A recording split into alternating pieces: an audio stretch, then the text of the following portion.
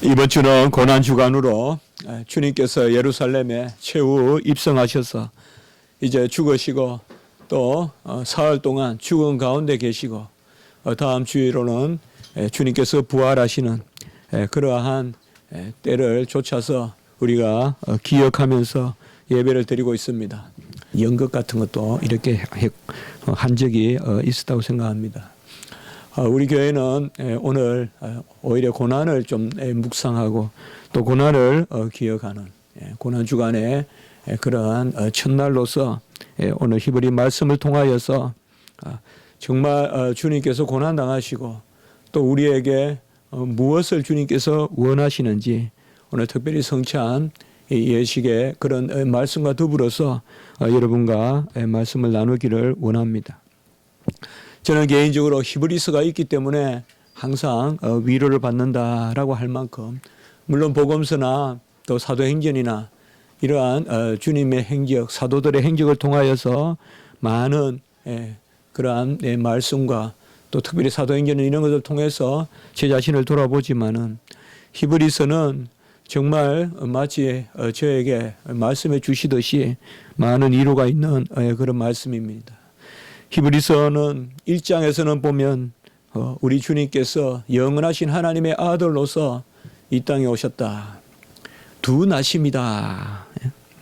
영원한 나심. 영원한 나심은 바로 1장 우리가 3절에 보면 하나님의 영광의 강체시요 본체의 형상이시요 그리고 1장 2절에 보면 만유의 상속자고 그로 말미암아 만물이 지어졌다. 그 영원한 나심은 바로 히브리서 1장 2절 3절에서 만유의 상속자 그가 하나님의 아버지의 영광의 강체시고 본체의 형상이시고 그로 말미암아 만물이 지어지신 바로 성자 하나님이죠. 성자 하나님은 영원히 제2위 하나님으로 영원히 나신다. Eternal generation 우리가 그렇게 표현을 합니다. 이 영원히 나시는 제2위 하나님이 이제 역사상으로 이 땅에 오시죠. 그래서 1장 2절에 보면 이 모든 날 마지막에 아들을 통하여 우리에게 말씀하시니 이 모든 날 마지막에 이것은 분명히 역사상 시점을 이야기하죠. 그래서 영원히 계신 하나님의 아들이 역사상 이제 이 땅에 오신다.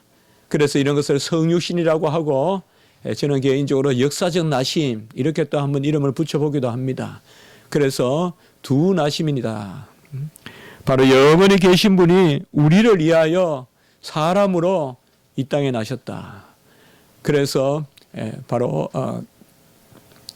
히브리서 1장 5절에 보면 시편 22편을 인용해서 너는 내 아들이라 오늘 내가 너를 낳았다. 시편의 말씀을 인용해서 이렇게 말씀하고 있습니다.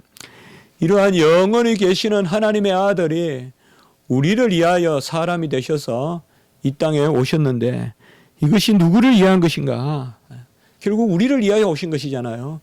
이것을 이제 히브리서에서는 점차 2장, 3장, 4장 내려갈수록 점점 바로 예수 그리스도께서 영원한 하나님의 아들로 사람이 되셔서 우리를 아들 삼아 주시고 우리를 상속자 삼아 주시는 그 은혜를 말씀해 주고 있습니다.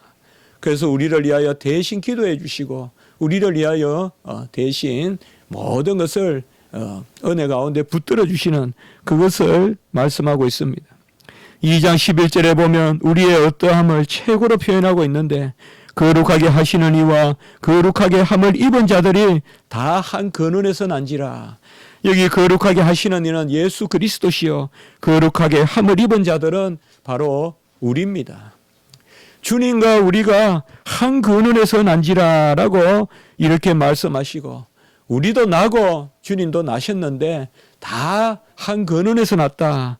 그리하여 2장 11절 후반부에 보면 형제라 부르시기를 부끄러워하지 아니하시고라고 이렇게 말씀하고 있습니다. 그래서 1장에서 만유의 상속자 되시는 그 예수 그리스도께서 이제 역사상 성육신 하셔서 우리도 그와 함께 나게 하시는데 우리도 그와 함께 나고 상속자 되게 하시는 이 은혜를 말씀해 주시는 것입니다. 로마서 8장 17절에 자녀이면 또한 상속자요, 하나님의 상속자요, 그리스도와 함께한 상속자다.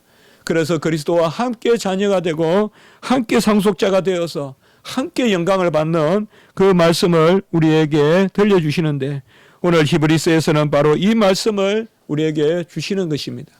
언제 천사를 낳았다고 했고 언제 천사를 자녀라고 불렀더냐. 천사보다 더 귀한 것이 우리고 천사보다 더 높은 것이 우리다. 이것을 특별히 또 히브리서 1장 2장에서는 말씀하고 있습니다. 온갖 이교의 이방의 그러한 헛된 종교들은 천사가 사람보다 나은 줄 알고 있고 사람이 죽으면 천사가 되는 것, 그런 영적 존재가 되는 것으로 사람의 마지막을 이야기하지만 우리는 마지막이 부활입니다. 천사 아닙니다. 우리는 마지막에 육신과 영혼 가운데 영원히 새하늘과 새 땅에 삽니다. 우리가 죽으면 일시 영혼으로 살겠으나 때가 되면 주님 재림하시거나 또 우리 살아있을 때 주님 오셔도 우리가 영화롭게 되기 때문에 우리는 사람입니다. 이 사람됨이 천사보다 낫다 이 말이에요. 언제 천사를 아들이라 불렀습니까? 히브리서 1장 6절에 보면 예수님을 맏아들이라고 했어요. 맏아들은 뭡니까? 동생이 있다는 말이 아니겠어요. 그는 첫째로 부활하신 열매요. 바로 우리가 그의 동생이다 이 말이에요. 남동생이고 여동생이고 그렇게 표현해 주시는 것입니다. 히브리서 1장 14절에 보면 모든 천사들은 섬기는 영으로서 구원받을 상속자들을 섬기라고 보내셨다. 이렇게 또한 말씀하고 있습니다. 천사같이 되기를 바라지 마세요. 지금은 우리가 천사보다 못하지만은, 그렇게 표현하지만은 사실상 그것도 표현이죠. 이미 우리는 구원의 인침을 받았기 때문에 천사들이 우리를 섬기는 그 자리로 서게 되는 것입니다. 그러면 어떻게 하여 우리가 예수 그리스도와 함께 자녀되고 예수 그리스도와 함께 상속자가 됩니까? 그것은 다른 것이 아니라 바로 구원을 받아야죠. 구원을 받아서 그리스도의 그 은혜로 말미암아 우리가 자녀가 되는 것이죠. 히브리서 2장 10절에 보면 많은 아들들을 이끌어 영광에 들어가게 하시는 일에, 영광에 들어간다. 로마서 8장 17절 아까 말씀을 드렸지만은 바로 그와 함께 상속자 되고 함께 영광을 받기 위하여 이 영광에 들어가게 하시는 일에 구원의 창시자를 고난을 통하여 온전하게 하심이 합당하도다. 이렇게 히브리서 2장 10절에서 말씀하고 있습니다. 우리 주님이 구원의 창시자다. 이렇게 표현되어 있습니다. 오늘 우리가 본문 5장 9절에도 보면 구원의 근원이시다. 5장 9절에는 바로 모든 자에게 영원한 구원의 근원이시다. 그래서 2장 10절에는 구원의 창시자라고 했고 5장 10절에는 5장 9절에는 구원의 근원이라고 했습니다. 여기 근원이라는 말도 원어로 보면 지연이 저자 이런 뜻입니다. 그래서 사실상 2장 10절과 5장 9절은 거의 같은 표현입니다. 생명을 지으셔서 주시는 분입니다. 하나님은 옮겨주시는 분이 아니라고 말씀하죠. 우리가 같이 합시다. 창조하셔서 주신다. 지어서 주시는 분입니다. 바로 그 용어입니다.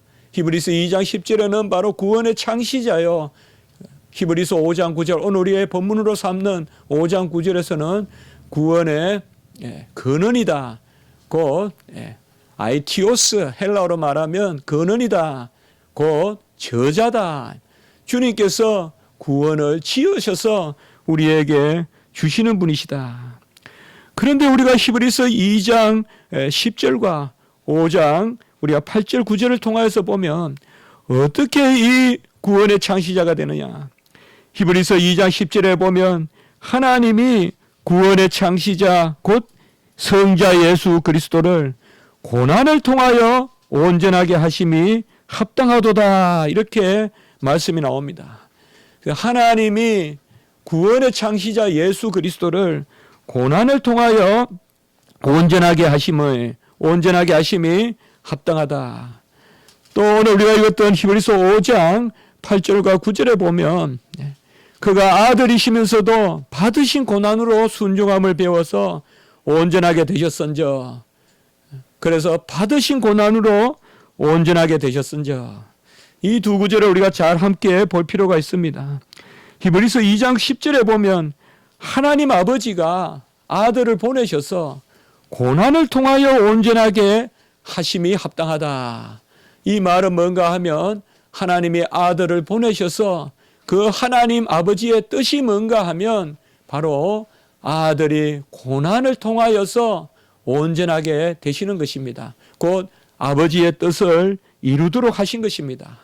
그래서 아버지의 뜻은 아들이 고난으로 말미암아 온전하게 되는 것이고, 히브리서 5장 8절 9절 우리가 읽었던 이 부분은 그가 받으신 고난으로 온전하게 되셨은저.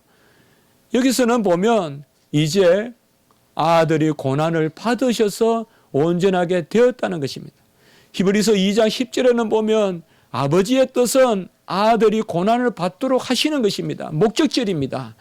아들이 고난을 받도록 하시는 게 아버지의 뜻이고, 히브리서 5장 8절과 9절에 보면 아들이 다 받은 고난으로, 여기 히브리서 5장 8절과 9절에서는 보면 받으신 고난, 이것은 동사예요, 동사.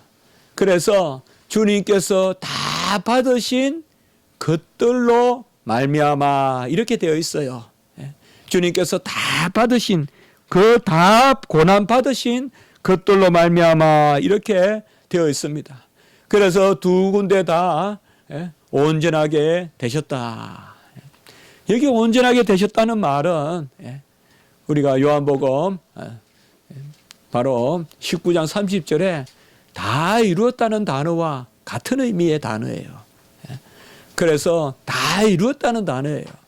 그래서 다시 우리가 말씀을 한번 생각해 보면 히브리서 2장 10절에서는 아버지가 아들을 보내신 그 뜻이 뭐냐 하면 아들이 고난을 통하여서 다 이루고자 하시는 목적을 가지고 계셨고, 이제 히브리서 5장 8절 9절 오늘 읽었던 곳에 보면 아들이 고난을 다 당하신 그것들로 말미암아 아들이 다 이루었다. 곧 요한복음 19장 30절에 다 이루었다는 것입니다. 바로 주님께서 특별히 이 땅에 아들을 하나님이 보내주셔서 우리를 위하여 고난 당하시고 그 고난으로 말미암아 다 이루게 하셔서 우리를 구원하시는, 그것으로 말미암아 우리가 자녀가 되고 상속자가 되었다는 것입니다. 그런데 오늘 특별히 우리가 8절 9절에 보면 그가 아들이시면서도 받으신 고난으로 순종함을 배워서 온전하게 되셨은즉 이렇게 되어 있습니다. 받으신 고난으로 순종함을 배웠다. 왜 이렇게 표현할까요? 그냥 순종하셨다 이렇게 하면 될 건데 순종함을 배우셨다. 뭐로? 받으신 고난으로. 오늘은 좀 우리가 단어 하나하나가 다 중요해서 그렇게 좀 살펴볼 필요가 있는 말씀인데요. 받으신 고난으로 순종함을 배우셨다. 이 말은 순종을 통하여서 고난받으셨다. 주님께서 고난받으신도 자신의 뜻을 따라서 한 것이 아니라 아버지의 뜻을 쫓아서 고난받으셨다. 우리는 많은 경우 주를 위해서 고난당한다, 주를 위해서 헌신한다 라고 할 때 어떤 우리 편의 어려움과 우리 편의 힘듦 이런 게 있으면 그저 고난이라 생각해요. 그러나 조심해야 돼요. 하나님의 뜻에 따라야 돼요. 하나님의 뜻에 따른 고난이 있어야지 내 마음대로 어렵다고 짜증내고 내 마음대로 힘들다고 짜증내고 그것은 아닙니다. 그것은 하나님의 뜻을 따르는 그러한 고난이 아닐 수 있어요. 바로 우리 주님도 고난으로 순종함을 배웠다라고 이렇게 이야기하는 것은 아까 말씀같이 하나님 아버지께서 바로 뜻하신 그 뜻에 뜻에 따라서 우리 주님께서 고난을 받으셨다라고 그렇게 말씀하셨기 때문에 우리 주님은 그 아버지의 뜻에 따라 순종함을 배우시면서 고난을 받으셨다는 것이에요. 우리가 아버지의 뜻에 따라서 고난을 받으면 절대 고난을 불평 안 해요. 내 뜻대로 내 의지대로 마음대로 하고는 또 마음대로 힘들어하고, 그렇게 하려면 하지 마세요. 그렇게 하려면 하지 마시라고요. 하나님 뜻대로 행하고 그것을 하나님 앞에서 즐거워하고 그것을 하나님 주시는 상급으로 여기고 나가야지. 하나님의 뜻을 쫓지 않고, 특별히 우리 목회자들은 이런 것에 대해서 항상 우리가 선을 행하다가 낙심한다 이 말이에요. 선을 행하다가 낙심해요. 뭔가 열심히 하는데 항상 끝에는 보면 낙심이 따르고 좌절이 따르고 그런 게 많아요. 그것은 바로 우리가 이 말씀은 오늘 그런 의미예요. 우리 주님도 그 완전하시고, 주님은 바로 그가 아들이시면서도 8절에 영원하신 하나님의 아들, 이 땅에 오신 사람의 아들, 그는 영원하신 하나님의 아들이시면서도 고난으로 순종함을 배웠다. 어떻게 보면 순종은 내가 마음대로 그냥 막 기분 나는 대로 하고, 그게 순종이 아니라 순종도 배우는 것이다 이 말이에요. 순종도 배우는 것이다. 사랑에도 기술이 있다고 에리 프롬은 이야기했잖아요. 사랑의 기술이란 책을 썼다면 순종에도 기술이 있다 이 말이에요. 스킬이 있다 이 말이에요. 아트가 있다 이 말이에요. 순종에도 기술이 있다. 어떻게 우리가 순종하느냐? 그 순종은 배우는 것이요. 무엇을 통하여 배우느냐? 고난을 통해서 배우는 거예요. 고난을 통해서 순종을 배우고, 그 순종이 곧 우리의 거룩함이고, 그것이 바로 우리를 자라게 하고 우리를 날마다 하나님 편에 가까이 세우는 자리로 이끌어 가시는 것입니다. 우리 주님은 연약함을 지니셨어요. 그는 죄가 없으시고 완전하시고 무한하시고 전지하시고 전능하신 하나님이시지만은 우리와 동일한 연약함을 지니셨어요. 그리하여서 연약한 자를 구원하러 오신 것입니다. 오늘 2절의 말씀에 보면 그가 무식하고 미혹된 자를 능히 용납할 수 있는 것은, 무식하고 미혹된 자란 말은 바로 연약한 우리 인간들을 말하는 것입니다. 무식하단 말은 하나님의 지식으로부터 멀어져 있고, 미혹된 자란 말은 항상 죄로 말미암아 하나님의 중심을 두지 못하고 다른 것에 마음을 쏟는 상태를 이야기합니다. 우리는 지식이 많다 하지만은 하나님 앞에서는 무식한 거 아닙니까? 하나님을 만나고 하나님의 말씀을 듣고 성령의 역사가 있어야 우리가 진리의 영의 역사로 깨어지는데, 사람은 다 무식합니다. 배우는 게 무식을 배우는 거예요. 배우면 배울수록 무식함을 알게 되는 거예요. 나는 무식하다 말하려고 배우는 거예요. 베이컨이 이야기했어요. 나는 아무것도 모른다는, 소크라테스는 나는 아무것도 내가 모른다고 했지만은 바로 베이컨은 그래 이야기했어요. 나는 내가 모르는 것도 모른다 그랬어요. 그래서 의문 부호를 붙였어요. 나는 아무것도 모르는가 이렇게요. 모르는 것도 모른다 이 말이에요. 나는 그만큼 우리는 지식이 없다는 거예요. 그 경험주의자, 지식이 많다는 그 경험론을 문을 연 그 대철학자도 나는 무엇을 모르는가, 아는 것은 놔두고라도 모르는 것도 모른다 그랬어요. 소크라테스는 모르는 건 안다 그랬는데 베이컨은 모르는 것도 모른다 그랬다. 우리는 무식합니다. 무식해요. 영적인 지식에 대해서는 더더욱 무식하고요.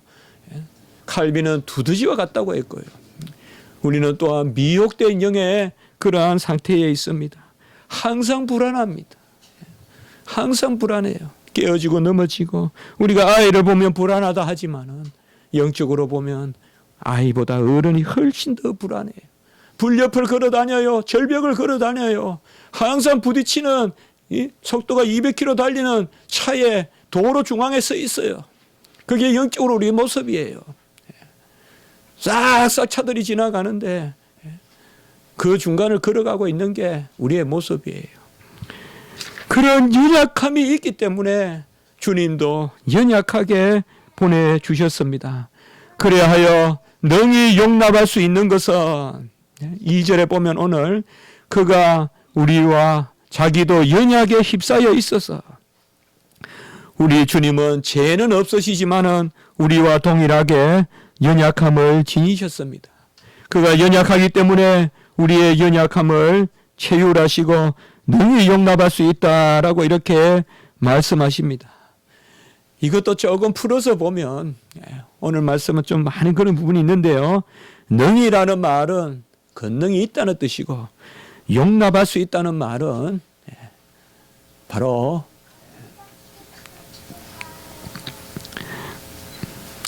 숨파테이아라고 하는데요. 숨파테이아란 말이 헬라어로 숨이란 말이 같다는 뜻이에요. 파테이라는 말은요 고통이에요. 그 영어로 하면 compassion이에요. compassion. 곧 뭐예요? 긍휼이에요. 체휼. 그래서 여기에 오늘 말씀에 능히 용납할 수 있다는 것은 바로 긍휼을 베푸실 능력을 지니셨다는 거예요. 누가? 우리 주님이. 어찌하여? 우리와 동일한 연약함을 지니셨기 때문에. 긍휼을 베푸는 것도 능력이 있어야 돼요. 룻의 기업을 무르는 것은 보아스가 할 수 있는 거예요. 아무나 할 수 없는 거예요. 자격이 있어야 돼요. 우리 주님이 우리에게 긍휼을 베푸는 자격을 가진 거예요. 그래서 긍휼을 베푸실 능력을 가졌다는 뜻이에요. 원어로 해석하면 긍휼을 베푸실 능력을 가졌어요. 어떻게 긍휼을 베푸실 능력을 가지십니까? 바로 우리와 같이 사람이 되시고 그리고 죄는 없으셔야 되는 것이죠. 죄가 있으면 우리와 같은 자리에 설 줄 몰라도 능력이 없죠. 그렇기 때문에 주님께서는 우리를 능히 우리를 긍휼히 여기시고 그 연약함으로 체휼하신다 이 말이에요. 히브리서 4장 15절 바로 앞장에 나오는 말씀에 보면 우리가 잘 아는 그는 우리의 연약함을 동정하지 못하실 리가 아니요. 바로 이 단어예요. 이 단어와 같이 그냥 해석해 주었으면 좋을 뻔했어요. 2절도. 그래서 오늘 5장 2절은 4장 15절에 바로 연약함을 동정하신다. 바로 긍휼히 여기신다. 체휼하신다. 주님께서 우리에게 연약함을 가지고 오셔서 긍휼히 여기시고 우리에게 모든 은혜를 베푸시는 것입니다. 주님께서 순종함을 배우시는 것은 오늘 특별히 보면 기도 가운데 아버지의 뜻을 확인하고 그렇게 하셨다라고 말씀하고 있습니다. 아버지의 뜻에 따라서 순종하는 것, 그게 순종함을 배우시고 그게 바로 고난의 의미인데 이 고난은 그저 고난이 아니라 주님께서 아버지의 뜻을 구하는 오늘 7절에 보면 그가 육체에 계실 때에 이 말은 바로 연약하실 때에 그가 우리와 같이 연약함에 계실 때도 자기를 죽음에서 능히 구원하실 이에게 분명히 주님께서는 이 믿음을 가지고 아버지를 믿고 십자가로 향하셨어요. 자기를 죽음에서 능히 구원하실 이에게 우리가 히브리서 11장 19절 말씀 기억나십니까? 아브라함이 이삭을 바칠 때 어떤 마음으로 바쳤죠? 하나님이 능히 이삭을 죽은 자 가운데서 살리실 줄을 생각한지라. 이삭을 살리실 줄 알고 아브라함이 이삭을 바쳤다는 거예요. 칼을 내리쳤거든요. 그 렘브란트 그림에 나오듯이 팍 내리쳤거든요. 이미 할 일 다 했어요. 아브라함은 죽인 거고 이삭은 죽은 거예요. 천사가 말렸죠. 이미 칼은 떨어진 거예요. 그것이 바로 아브라함이 이삭을 바치는 능히 살리실 줄 믿고 이삭을 바쳤다. 오늘 여기에 말씀도 바로 그것입니다. 자기를 죽음에서 능히 구원하실 이에게 이것은 바로 믿음을 가지신 거예요. 그리고 심한 통곡과 눈물로 간구와 소원을 올렸고 이것은 겟세마네에서 아빠 아버지여, 하나님은 아버지는 모든 것이 가능하오니 이 잔을 내게서 지나가게 하옵소서. 그러나 나의 원대로 마옵시고 아버지의 원대로 하옵소서. 많은 사람은 이것은 주님께서 고난을 피하려고 하는 기도라고 생각하는데 그게 아닙니다. 이것은 고난을 인정하는 것입니다. 고난을 인정하는 것입니다. 그 고통을 보는 것입니다, 여러분들. 고통을 이야기하는 것입니다. 십자가에서 엘리 엘리 라바 사박다니 하는 것은 나의 하나님 어찌하여 나를 버리셨나이까 하는 것은 나를 지금 이 지경에서 건져달라는 것이 아니라 바로 내가 당하는 이 고통을 선포하는 것입니다. 겟세마네에서는 바로 주님이 당하실 영혼의 고통을 선포하는 것입니다. 절대 그것을 모면하는 기도가 아닙니다. 그것을 인정하고 감사하는 것입니다, 사실. 그래서 내 원대로 마옵시고 아버지의 원대로 하옵소서. 엘리 엘리 라바 사박다니는 바로 아들이 지금 아버지의 하시는 뜻을 확인하고 이렇게 죽은 가운데 계시다는 것을 선포하는 것입니다. 아들이 저주와 유기와 버림의 죽음을 당하신다는 것, 그것을 선포하는 것입니다. 여기서 나를 내려달라는 간구가 아닙니다. 그런 간구는 아들은 얼마든지 자신의 신성으로 얼마든지 내려오실 수 있습니다. 바로 우리 주님께서는 그 연약한 가운데서 기도하신 것입니다. 기도는 바로 하나님의 뜻을 찾는 것입니다.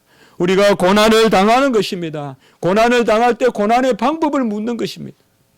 하나님의 뜻이 무엇인지 묻는 것입니다. 그리하여 그 고난의 의미를 우리가 알고 고난을 당한다는 것입니다.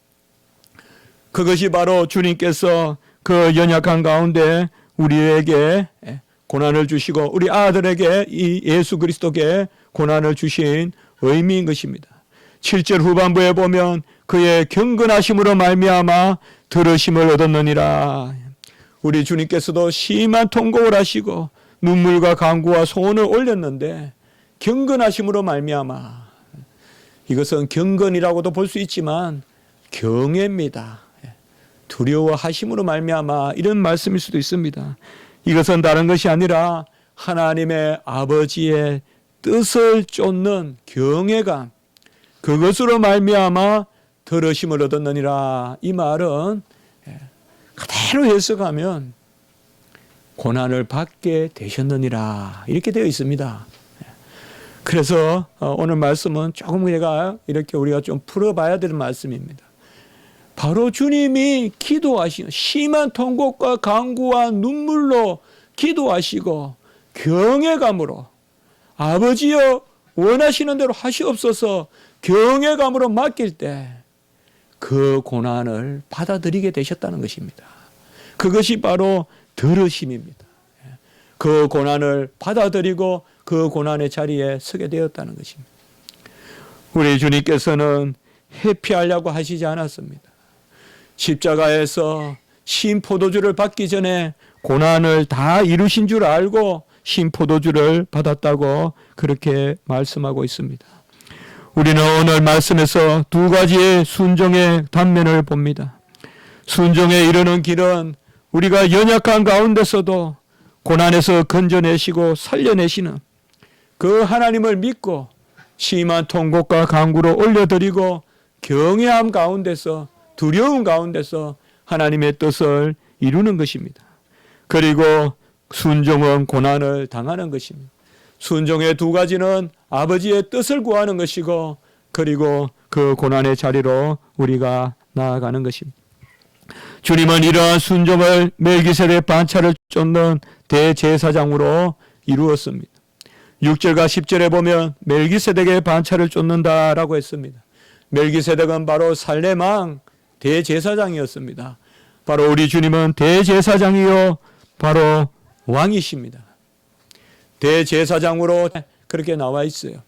바로 주님께서 이 땅에 제사장으로 오신 것은 사람이 되시고 하나님께 예물을 드리는데 누구를 위하여? 사람을 위하여. 그래서 오늘 5장 1절은 바로 주님께서 대제사장이 되심을 잘 나타내 보여주고 있습니다.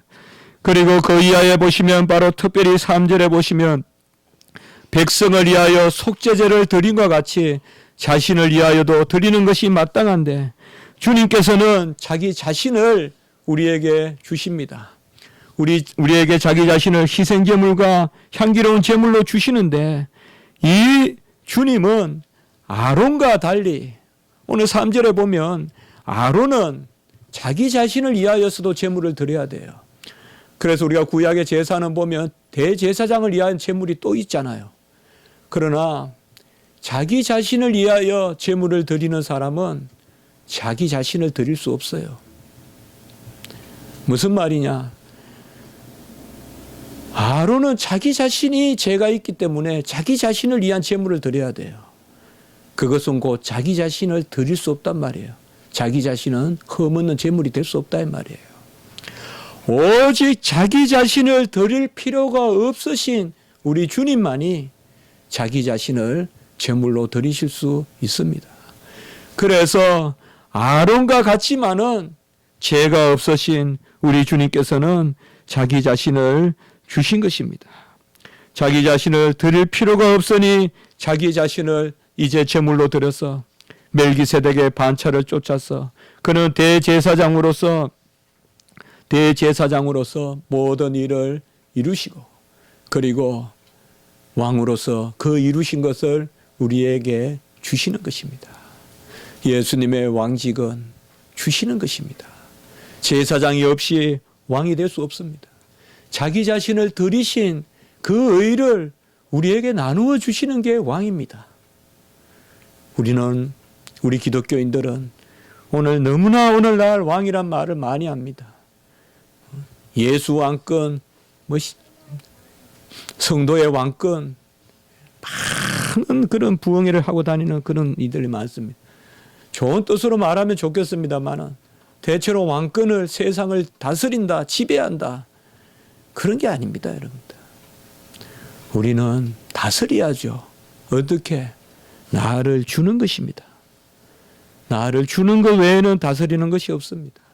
우리 주님께서 자기 자신을 드리셔서 자기 자신을 우리에게 주셨듯이 에베소 5장 2절에 자기 자신을 희생제물로 주시고 자기 자신을 향기로운 제물로 주시고 5장 25절에 자기 자신을 교회를 위하여 자기 자신을 주신과 같이 자기 자신을 주셨듯이 바로 우리도 우리 자신을 드리는 것이 바로 하나님 앞에 왕이 되는 것입니다.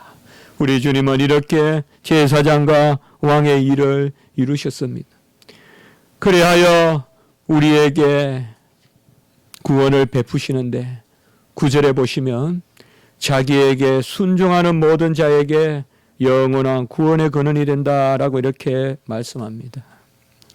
다 은혜가 되는데 9절의 말씀은 조금 우리를 힘들게 할 수 있습니다. 받으신 고난으로 온전하게 되셨은즉 자기에게 순종하는 모든 자에게 구원의 근원이 되시고 주님께서 다 순종하는데 우리에게 무슨 또 순종을 요구하시는 것입니까? 최소한 주님께서 모든 것을 다 이루셨다면 아까 온전하게 하셨은즉 온전하게 되셨은즉 우리에게 무슨 남은 순종이 있겠습니까? 분명히 여기 순종은 주님이 행하신 순종과는 다른 것입니다. 우리의 순종은 과연 무엇일까요? 왜 주님께서 다 십자가에 이루셨다고 해놓고는 마태복음 16장 24절에 우리에게 십자가를 지라고 하실까요? 십자가를 다 지셨는데 왜 우리에게 십자가를 지시라고 할까요? 주님의 십자가 지심이 부족한 것일까요? 왜 주님께서 모든 고난을 다 채우시고 그 고난으로 말미암아 순종함을 배우셔서 온전하게 되셨은적이라고 오늘 8절 9절에 말씀하셔놓고는 또 골로새서 1장 24절은 남은 고난을 채우라고 우리에게 말씀하실까요? 주님의 고난이 부족해서 우리에게 고난을 채우라고 하실까요? 주님께서 모든 일을 다 이루셨다. 요한복음 19장 30절에 그 일을 주님께서 다 이루시면서 이제 보혜사 성령이 우리에게 임하면 너희는 나보다 더 큰 일도 하라고 왜 요한복음 14장 12절에 말씀할까요? 다 십자가 지셔놓고 왜 우리 보고 십자가 지라 하시고 다 고난을 채우셔놓고 우리 보고 고난의 잔을 채우라 하시고 모든 일을 다 이뤘다 해놓고는 나보다 큰 일도 하라고 왜 말씀하십니까? 우리는 여기 순종을 뭐라고 생각해야 되겠습니까? 여기에 순종은 고린도후서 1장 20절에 아멘의 순종입니다. 하나님의 뜻은 예수 그리스도 안에서 얼마든지 예가 되니 이 예는 바로 예수님의 순종입니다. 그런즉 우리가 그로 말미암아 아멘하여 우리는 아멘의 순종밖에 없습니다. 제가 한번 설교집에 이렇게 도표같이 그려봤습니다. 그리스도의 순종은 공로의 순종이고 우리의 순종은 은혜의 순종이다. 그리스도의 순종은 이루는 순종이고 우리의 순종은 누리는 순종이다. 그리스도의 순종은 홍해를 가르는 것이고 우리의 순종은 홍해를 건너가는 것이다. 그리스도의 순종은 육체로 휘장을 찢는 것이고 우리의 순종은 그 휘장으로 들어가는 것이다. 저는 음악을 좋아합니다. 베토벤이나 말러나 브루크너나 음악을 많이 듣습니다. 그리스도의 순종은 음악을 잡고 가는 것이라면 저의 순종은 음악을 듣는 것입니다. 그리스도의 순종은 밥을 지어주시는 어머니라면 우리의 순종은 밥을 맛있게 먹는 것입니다. 고로 우리의 순종은 순종이로되 아무 공로가 없습니다. 이 외에 순종이 있거든 저에게 말씀해 주세요. 이 외에 순종이 있거든 저에게 말씀해 달라고요. 은혜의 순종에 주님이 다 이루신 밥을 먹으라는 순종에 벌써 여리고를 무너뜨릴 모든 것을 준비하시고 밤새 동풍을 불어서 물을 세우시고 주님이 다 하시고 우리는 그냥 걸어가라 하는 거예요. 여러분, 바다를 가르고 걸어가라는 것이 우리의 공로가 될 수 있겠습니까? 배가 고프니까 밥을 먹는 것이 자기의 수고가 될 수 있겠습니까? 아름다운 음악을 듣는 것이 내 수고가 될 수 있겠습니까? 하나님은 그것조차도 순종이라고 불러주시는 것입니다. 우리의 고난은 그리스도의 다 이루신 의를 누리는 것입니다. 그것이 잠시 우리에게 고난으로 보일 뿐입니다. 홍해를 건너는 게 고난이라고 한다면 고난이라 하십시오. 그것조차도 귀찮아서 못 건네겠다거든 그걸 고난이라고 여기십시오. 배고픈데 밥 먹는 것조차 귀찮다고 여기거든 그것도 고난이라 여기십시오. 그러나 주님께서 우리에게 하시는 것은 아무 고난이 아닌 것입니다. 여리고 성을 돌고 마지막 함성을 지르는 그 마지막 날의 함성을 고난이라 여기다면 그것은 우리가 잘못된 것이지 주님이 주시는 고난은 아닙니다. 주님은 사실 우리에게 고난을 주시지 않습니다. 고난이라 부르지만은 우리에게는 아무 고난이 없습니다. 우리가 지난 주간에 말씀을 보았지만은 사도 바울은 환난과 결박이 있다는 그러한 환상을 보고 고난을 보고 예루살렘으로 들어갔습니다. 그러나 나머지 제자들은 동일한 환상을 보고 다 들어가지 말라고 말렸습니다. 이것은 바로 고난에 대한 입장의 차이인 것입니다. 고난을 어떻게 보느냐. 우리 성도들은 이 땅에서 십자가를 지라고 했어요. 남은 고난을 채우라고 했어요. 나보다 큰 일도 하라고 했어요. 그것을 과연 무엇으로 보느냐. 고난을 소망하고 고난으로 들어가고 고난을 찾으시기 바랍니다. 힘들다고 잘못된 것으로 여기지 마십시오. 힘들다고 틀렸다고 여기지 마십시오. 힘든 일을 했으니 나는 잘못된 일을 했다고 생각하지 마세요. 많은 경우 실용주의가 들어오고 편의주의가 들어와서 편해야 옳은 일이라고 생각해요. 남을 위해 애쓴 일은 내가 잘못한 일을 했다고 생각해요. 끝내는 내가 편해야 돼요. 아닙니다. 우리는 고난으로 들어가야 돼요. 더 힘든 곳을 찾아가 기도하고 더 힘든 곳을 찾아가 헌신해야 됩니다. 히브리서 11장에 보면 고린도 후서 11장에 보면 사도 바울이 자신의 사도에 대한 사도성을 내놓아요. 고린도 교회는 사도 바울이 뭐가 사도냐? 사도가 아니라고 사도성을 부인했어요. 그때 사도 바울이 뭐를 내세워서 자기가 사도라고 했습니까? 너희가 히브리인이냐? 나도 히브리인이다. 너희가 그리스도인이냐? 나도 그리스도인이다. 너희가 아브라함의 후손이냐? 나도 그러하다. 너희가 그리스도의 일꾼이냐? 나도 그러하다. 다 똑같다는 거예요. 그리고 한 가지를 이야기해요. 바로 고난을 이야기해요.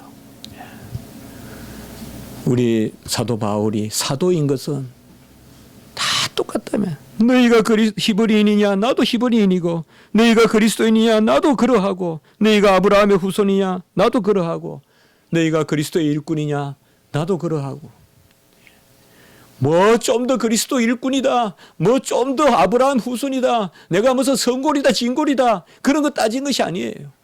우리 부모님이 무슨 목회자다 우리 부모님이 무슨 장로님이다 그런 거 따진 거 아니에요. 그런 것은 다 똑같다 그랬어요. 너희도 그리스도인 나도 그리스도인 너도 아브라함의 후손 나도 아브라함의 후손. 히브리서 11장 22절에 그렇게 말했어요. 그리고 23절로부터 아무 말도 안 하고 내가 수고를 넘치도록 하고 옥에 여러 번 갇히고 매도 수없이 맞고 죽을 뻔했으며 40의 감한 매를 5번 맞고 3번 태장을 맞고 1번 돌에 맞고 3번 파선하고 일주야를 깊은 바다에 갇혀 있었고 동족의 위험 형제의 위험 수고하고 줄이고 무엇보다 교회를 위한 염려가 있었다라고 이렇게 말하고 있습니다. 여러분 우리가 내어놓을 신분증은 어떻게 보면 고난의 흔적밖에 없습니다. 이것이 바로 이 시대의 사도성입니다. 사도의 직분은 없지만은 우리가 사도다움의 어떤 사도성을 가진다면 그것은 좀 더 히브리인이냐 좀 더 아브라함의 후손이냐 좀 더 그리스도인이냐 좀 더 교수냐 좀 더 학생이냐 좀 더 신분이 뭐냐 거기에 있지 않고 바로 주님 앞에 우리가 당하는 그런 고난이 있습니다. 우리가 영화를 생각한다면 강한 것을 자랑하겠죠. 그러나 사도 바울은 고난을 생각하기 때문에 약한 것을 자랑합니다. 뚜렷이 고난에 대한 입장을 가지시기 바랍니다. 우리 젊은이들 고난을 피해가지 마십시오. 고난을 피해서 부정의 자리에 서고 불의의 자리에 서고 죄인의 자리에 서고 아예 편한 것을 즐거워하지 마세요. 집에 침대도 좀 삐걱거리는 데 누워 자세요. 와신 상담까지 할 필요는 없지만 너무 편한 거 찾지 마세요. 제가 유학 가기 전에는 빨리빨리가 우리나라의 가장 문제였다면 유학 갔다 오니까 빨리빨리는 좀 없어졌어요. 전부 쉽게 젊은이들도 쉽게 원칙도 없고 원리도 없고 정의도 없고 아무것도 없습니다. 편하면 그게 답입니다. 편하면 답이에요. 고난은 고난이 아닙니다. 고난이 복됩니다. 고난이 복됩니다. 일시적으로 고난은 우리가 힘들게 할지 몰라도 고난은 우리가 바로 자랑할 것입니다. 고린도후서 11장 30절 이 사도는 이 말씀을 다하고 내가 부득불 자랑할진대 약한 것을 자랑하리라 라고 이렇게 이야기했습니다. 바로 고난받을 준비를 하고 있다는 것입니다. 오늘 말씀을 통하여서 우리 주님께서도 고난을 통하여 순종함을 배웠다고 했습니다. 그리고 자기에게 순종하는 자에게 구원의 근원이 되신다고 8절 9절에서 말씀했습니다. 우리 주님은 제사장이며 왕으로서 다 이루신 것을 우리에게 주셨습니다. 그가 우리에게 주신 것은 영광을 함께 받기 위한 것도 되지만 고난도 함께 받아야 할지니 로마서 8장 17절에 자녀이면 또한 그리스도와 함께한 상속자니 우리가 그와 함께 영광을 받기 위하여 고난도 받아야 할지니. 주님은 우리에게 멍에를 매라고 했습니다. 그 멍에는 쉽고 그 짐은 가볍다고 했습니다. 분명한 것은 우리에게 고난이 놓여 있다는 것입니다. 분명한 것은 그 고난과 함께 상급이 있다는 것입니다. 고난 없는 순종은 헛것입니다. 그것은 그야말로 거림과 같은 떡입니다. 오늘 우리는 주님의 고난에 동참합니다. 주님의 고난은 실체입니다. 이렇게 생각하시면 돼요. 주님의 살과 피가 내가 없으면 필요했을까요? 쉽게 우리 생각해 봅시다. 이게 바로 우리 성찬론이에요. 이게 개혁주의 성찬론이에요. 여러분, 주님의 살과 피가 우리가 없었으면 필요할까요? 필요 없죠. 주님의 사람이 되셨어요. 우리를 위해서잖아요. 그럼 주님의 살과 피가 내 것이죠. 그럼 내가 그 살과 피를 먹고 마신 것이죠. 이것이 성찬의 원리예요. 우리는 주님의 살과 피가 오늘 성찬을 받으면서 뚜렷이 우리가 기억할 것은 주님의 살과 피는 내 것이에요. 주님의 것이 아니에요. 우리를 위하여 주님께서 살과 피를 주신 것이에요. 그가 아들이로나 그가 아들이신데도 받으신 고난으로 순종함을 배운 것은 우리도 자기에게 순종하는 자를 바로 에게 구원의 근원이 되게 하시는. 고난을 두려워하지 마십시오. 같이 합니다. 고난은 고난이 아니다. 기도드리겠습니다. 거룩하고 자비로우신 하나님 아버지, 은혜와 사랑을 감사합니다. 오늘 귀한 말씀을 통하여 우리에게 깨닫게 하시니 감사합니다. 주님께서도 고난의 순종을 배우셨다고 했는데 이제 우리도 순종하게 하셨다고 했는데 우리의 순종은 다 이루신 주님의 의를 우리 것으로 삼는 데 있는 줄 믿습니다. 너무나 수월하고 너무나 즐겁고 너무나 감사한 이 순종의 자리에 우리가 서게 하시고 세상의 미혹과 무지에 빠져서 쓸데없는 것을 진정 고난한 것을 즐거움으로 여기고 고난이 아닌 것을 또 고난으로 여기는 그러한 미혹에 빠지지 말게 도와주시고 오히려 세상 것은 분토와 같이 여기는 일시 환난에 경한 것이 있지만은 그러나 그것이 우리에게 큰 은혜가 된다는 것을 기억하고 나가는 저희들이 되게 해 주시옵소서. 예수 그리스도 이름으로 감사하며 기도드리옵나이다. 아멘.